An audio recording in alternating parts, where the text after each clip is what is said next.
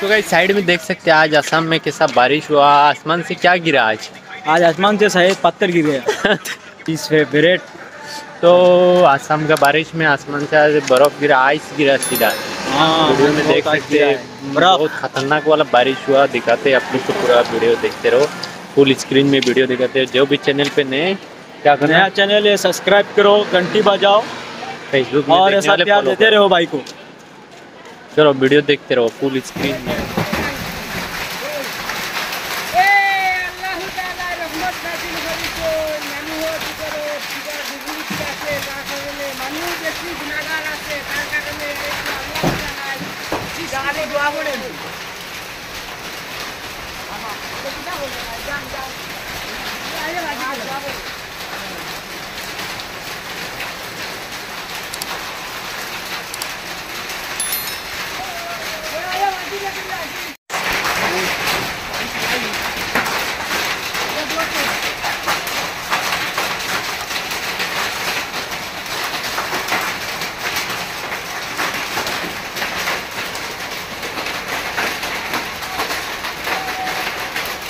বন্ধু একটা বন্ধু নিলা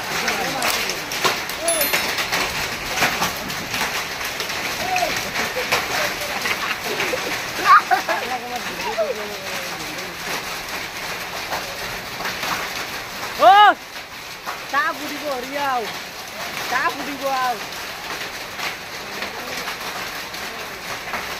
আহা এ হিন্দে আইছে তা